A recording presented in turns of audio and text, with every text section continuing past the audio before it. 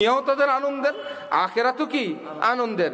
আহা, আর যে বেচারা ভাবলো যে না আমি বেশি করে ফুর্তি করব, আনন্দ করব, কোরআন শরীফে রব্বুল আলামিন বলেন মান আ'রাযা আন যিকরি ফাইন্না লাহু মাঈশাতান যানকা। আমার বিধিবিধানকে এড়ায় এড়ায় যে যাবে, আমি আল্লাহ ঘোষণা দিলাম তার জীবনটাকে আমি তিক্ত বানায় দিব।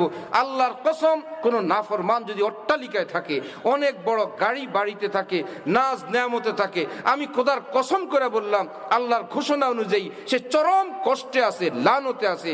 আর যদি একদম ভাঙ্গা ঘরওয়ালা, ছেঁড়া কাপড়ওয়ালা, পেটে পাথর বাঁধলেওয়ালা কিন্তু দিনদার, পাক্কা নামাজি, পাক্কা শরীর পর্দাওয়ালা নারী পুরুষ, সে যদি কুড়ের ঘরেও থাকে, ওই নাফরমান রাজা বাদশার চেয়ে বেশি সুখ আল্লাহ পাক এই দিনদারকে দান করে দেন।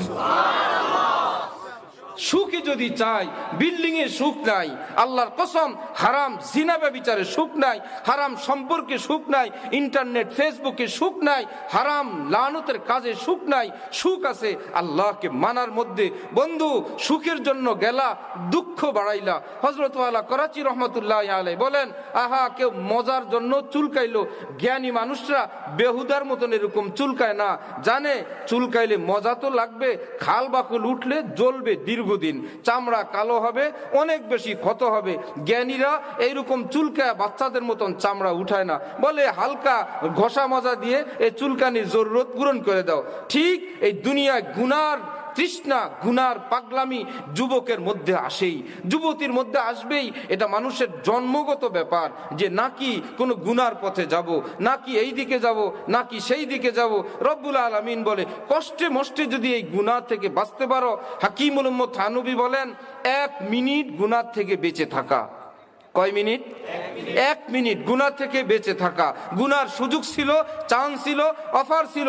ইচ্ছা করলে আমি ভিন নারীকে দেখতে পারতাম, ইচ্ছা করলে আমি ভিন নারীর সঙ্গে কথা বলতে পারতাম, নারী ভিন পুরুষকে দেখার কথা বলার সুযোগ ছিল, একজনকে ঠক দেওয়ার সুযোগ ছিল, একটা গীবত করার চান্স ছিল, একটু গান শোনার সুযোগ ছিল। আমি শুনি নাই, আমি দেখি নাই, কথা বলি নাই আল্লাহর জন্য।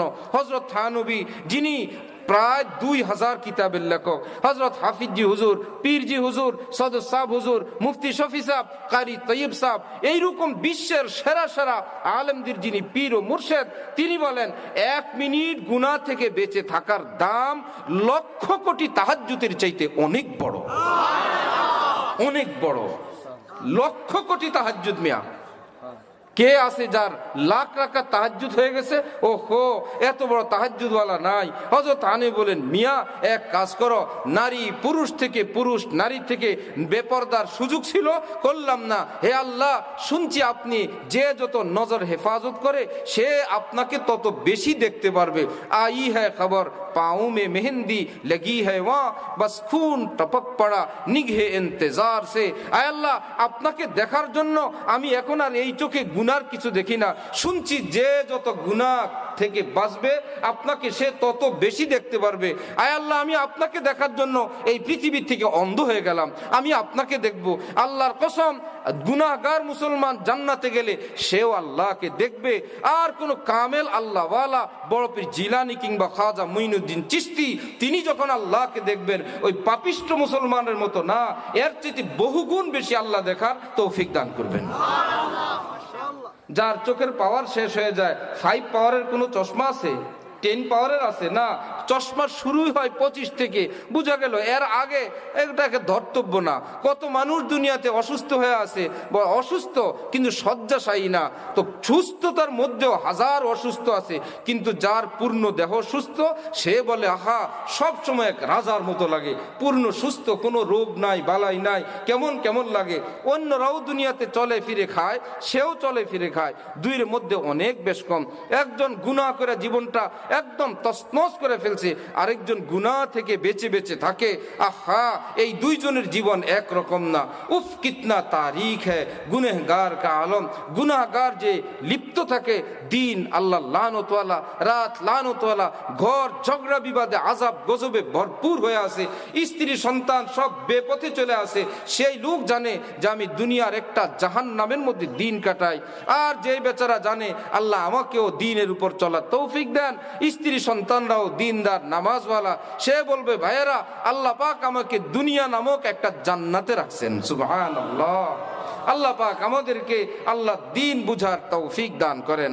আমার ভাইয়েরা, দ্বীনের উপর কায়েম থাকা, জান্নাতে যাওয়ার আমার শেখ পীর ও মুর্শেদ হযরত মাওলানা শাহ আব্দুল মতিন সাহেব দামাত বারাকাতুহুম, বহুত বড় বুজুর্গ আলেম, হযরত বলেন দুইটা পথ জান্নাতে যাওয়ার।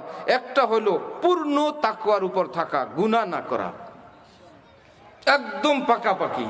কিন্তু যেই মানুষ আজকে যার কানে এই কথা শুনলো, যে শুনলো বা জানলেন, তিনি যদি বলেন আমি তো আপনার এই কথা শোনার আগেই জীবনে কোনো দাগ ধাব্বা ফেলে দিছি, আমার জান্নাতের রাস্তা কি?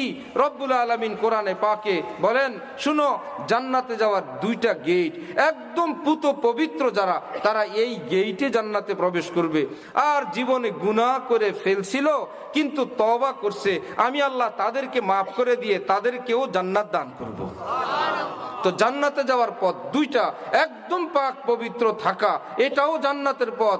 আর পবিত্র থাকতে পারে না, ভুল বিচ্যুতি হয়ে যায়, আবার তওবা করে, আবার তওবা করে। আল্লাহর কসম, এইরকম বারবার তওবাওয়ালাদের জন্য রব্বুল আলামিন কোরআনে পাকে ইরশাদ করেন, ইন্নাল্লাহা ইউহিব্বুত তাওয়াবিন ওয়া ইউহিব্বুল মুতাতাহহিরিন।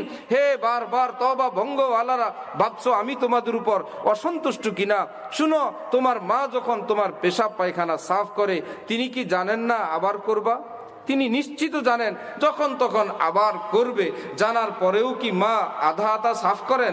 একদম ফ্রেশ করে ফেলেন, নাম গন্ধও নাই, একদম খুশবু লাগান, চুমু দেন, মনে হয় আর নিয়ত যখন আবার করবে আমি আবার সাফ করব, আবার করলে আবার সাফ করব। রব্বুল আলামিন বলেন, তুমি যখন গুনাহ থেকে তওবা করো